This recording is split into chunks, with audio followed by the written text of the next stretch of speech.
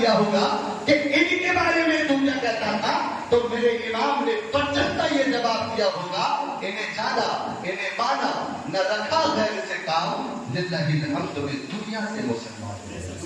سبحان اللہ۔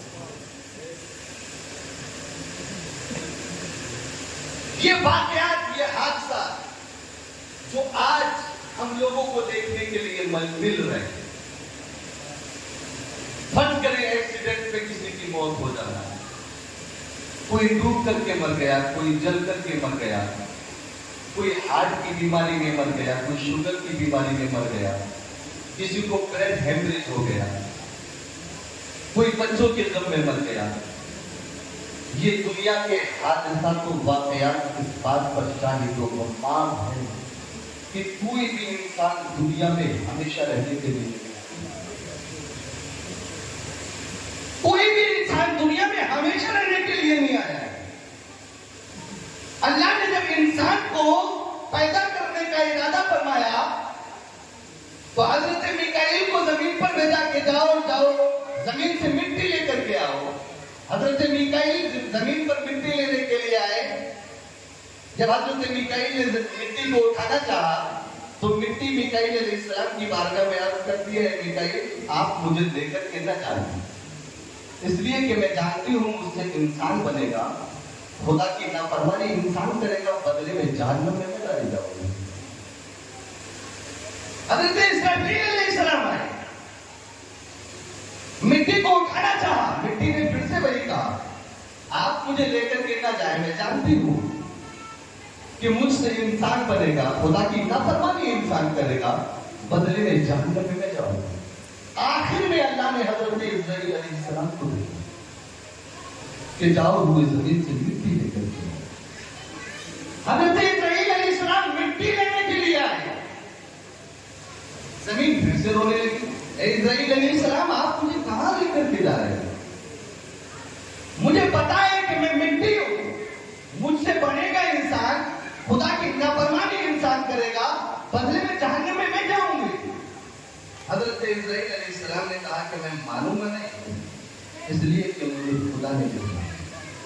حضرت اسرائیل علیہ السلام مٹی لے کر کے خدا کی بارگاہ میں پہنچتے ہیں۔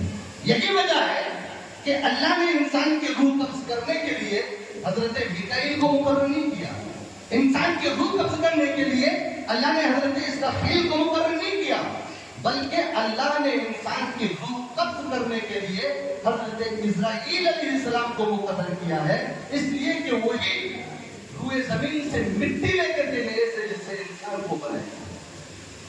اب بھائی انسان بن گیا،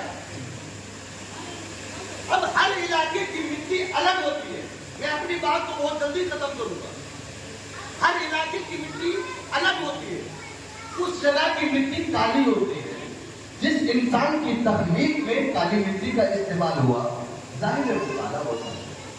بعض جگہ کی مٹی گوری ہوتی ہے، جس انسان کی تخلیق میں گوری مٹی کا استعمال ہوا وہ گورا ہوتا ہے۔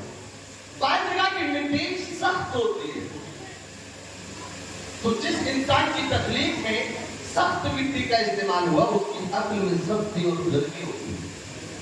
بعض جگہ زمین نرم ہوتی ہے، جس انسان کی تخلیق میں نرم مٹی کا استعمال ہوا اس کے مزاج میں نرمی ہوتی ہے۔ لیکن انہی زمینوں میں کچھ زمینیں وہ ہیں جو ہمیں سال میں گیہوں، باجرہ، آٹا، گیہوں، باجرہ، مونگ پھلی، ارہر، مسور، طرح طرح کی غذائیں اگا کر کے دیتی ہے۔ اور انہی زمینوں میں بعض زمینیں وہ ہیں جو بنجر کہلاتی ہیں، نہ خود وہ سبزہ اگاتی ہیں اور نہ پڑوس کی زمین کو سبزہ اگانے دیتی ہیں۔ اسی روئے زمین پر بعض زمینیں وہ ہیں کہ جو جہاں پر ہمیں کاجو، پستہ، بادام، اخروٹ، کشمش ایسی غذائیں ملتی ہیں، اس طرح کے ڈرائی فروٹس ملتے ہیں۔ میرے بھائی روئے زمین پر مٹی طرح طرح کی ہوتی ہے، ہر جگہ مٹی الگ الگ قسم کی ہوتی ہے۔